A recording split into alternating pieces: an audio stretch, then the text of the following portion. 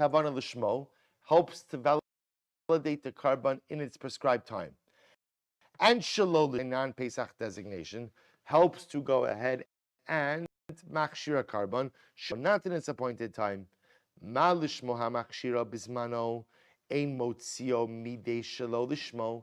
But say if you offer up a carbon Pesach in its right time, and you offer it up lishmo and shalol lishmo, the lishmo itself is not strong enough to conquer the shalol lishmo, and ultimately, again, the carbon will become invalid. Af shalo lishmo hamachshiro shalo bismano ein motzio mide lishmo upasol. So too the shalo lishmo, when it's not in the right time, will not be strong enough to go ahead and override the lishmo to make the carbon kosher. It's actually a fascinating cheshbon. If during Pesach, or I should say Erev Pesach, you offer up a carbon Pesach, lishmo and shalo lishmo. Both say, what's the status of the carbon? Lishmo and shalo lishmo? Basel. That's the Mishnah. That's the Mishnah. So what do you see from here? That a lishmo is not strong enough to essentially override. So too, when it's not Pesach, a shalo lishmo is not strong enough to override a lishmo. It's a simple cheshbon. Va'amrali, and he said to me, no, it's not such a simple cheshbon. I'll tell you why. Im amrit bishalo lishmo shekeinoag b'chol hazvachim. See, I would tell you that shalol lishmo abosai, or kavana for shlamim, exists by all kavanos. Tomar bilishmo shekein ino noig el b'chol hazvachim ela b'pesach bilvad. But ultimately, again, the din of lishmo, which means l'shem pesach, doesn't apply to all kavanos, only applies to the carbon pesach by itself. Look at that Rashi abosai. Tomar bilishmo shekein noig el b'pesach b'shayimos hashana. V'cheivan dekil asi shalol lishmo mafik b'der. Both says maybe not. Maybe the kavanah l'shmo, kavanah for Pesach, applies in a very, and therefore maybe during the rest of the year, the kavanah shalol l'shmo, or the kavanah for shlamim, should be strong enough to overcome the kavanah l'shmo.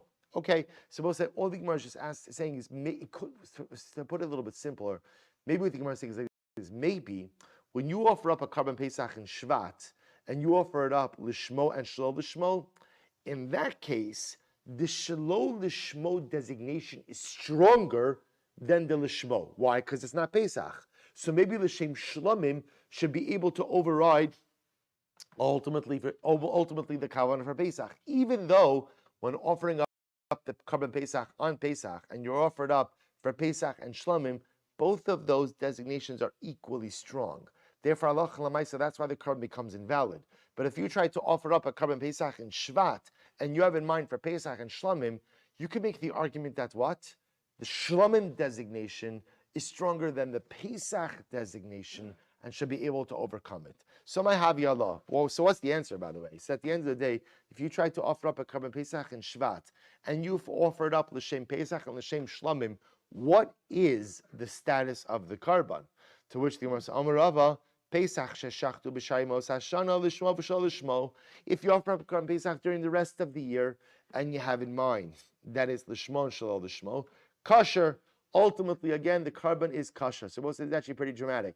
If you offer up your carbon Pesach in Shvat, and you have in mind that it should be for Pesach and Shlamim, the carbon is kosher. Why?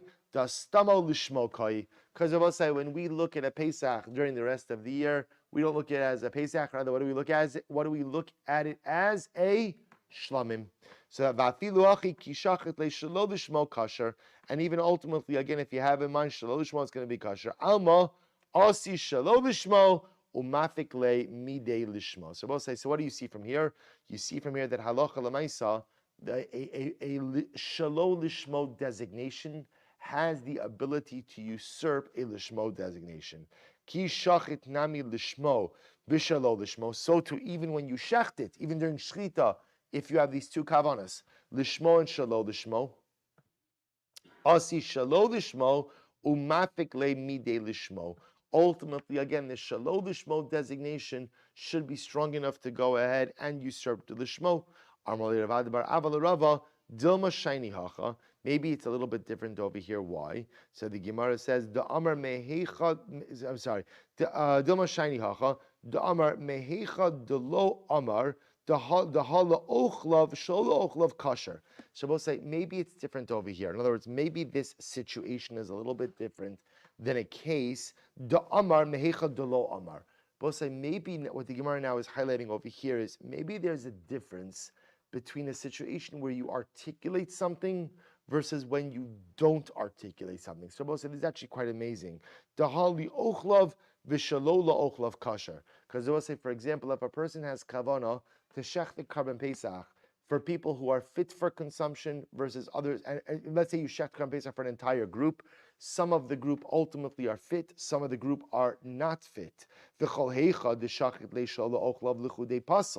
yet, if you were just to go ahead and shecht it for those who cannot consume it, the carbon would be puzzle. Va'amai, why is that? Why shouldn't I say that Rabbi say in general, stam offering of the carbon pesach is for the group who can consume it? Ella shiny hecha de amar mehecha de lo amar. Shabbos say hachinami shiny hecha de amar mehecha de lo amar. Shabbos say is actually very interesting. The Gemara is making a suggestion that halacha lamaisa, maybe there's a difference between a situation where you articulated kavana versus when you did not articulate kavana. When you didn't articulate anything, perhaps there's like, we just kind of like a snapback to default settings. Versus when you say something, we are forced to confront the realities of your words. Amrle midi irya, bishlama hasam, kamadalo akarle bishchita, stame vade lishmo kai. In a regular case, Rabbi, in that case previously that we discussed, as long as you did not say anything to the contrary, we go ahead and we establish your shchita, ultimately again as dealing with lishmo. Elahacha stame li ochlav kai. But over here, do we say that stam your shchita is for the people who could eat it? Dilma mimshichi hani ve'asi achrini or mimni aliyah. Ayluya. Maybe the original group is going to leave, a new group is going to come for this Pesach, and ultimately you don't have kavanah for the right people. This nan nimnin umoshchin esedei mimeno achi yishchat. Rabbi say halacha lamaisa. We will see that you are allowed to go ahead and become part of a chabura, join a chabura, leave a chabura, up until the point that the carbon is shechted. So Rabbi say, I apologize that we went fast with this last piece. We'll stop over here for today. But Rabbi say, bottom line is, we will see that. So bottom line is that if you have multiple kavanas by your carbon Pesach, on Pesach, the Pesach is going to be invalid. If you have multiple kavanas for Pesach during the rest of the year, that we'll have to see what the halacha is. But Rabbi say, but for our purposes, what we have to try to figure out halacha lamaisa is when you have multiple kavanas, by one avoda, by two avodos, what's the